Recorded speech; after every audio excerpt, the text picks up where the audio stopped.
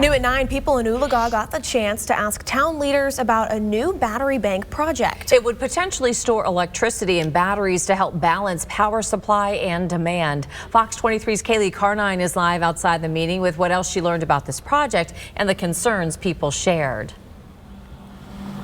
Well, the room inside of this community center in Oologah was absolutely filled.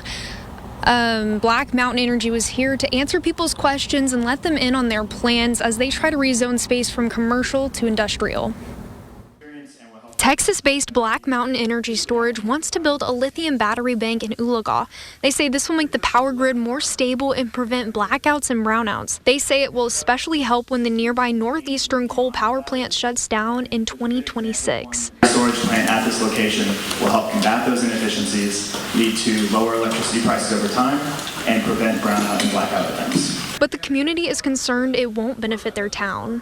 Well, they don't even have a guarantee that they're going to be with AEP. I mean, they could sign up with GRDA or VVC.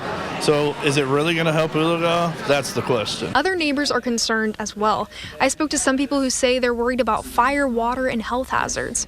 One neighbor, Rick Harmon, who's a ranch owner, says he's worried about property taxes and runoff. The proposed bank is next to 4 Mile Creek in Oologah that flows into the Verdigris River. You know, where they're intended to build it is possibly in a floodplain, so we want to see what, runoff, or if it does flood, what's going to happen.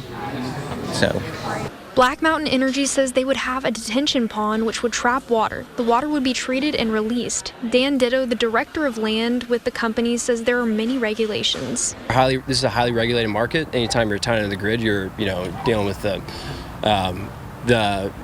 SPP, you're dealing with, the local governments, you're dealing with feds. There's a lot of regulations that go into play before you can build this. That's why it's, we're not going to be breaking ground for 4 or 5 years, because you got to jump through a lot of hoops. We got to perform all of our environmental surveys, and we're going to get into a lot of it tonight and get into.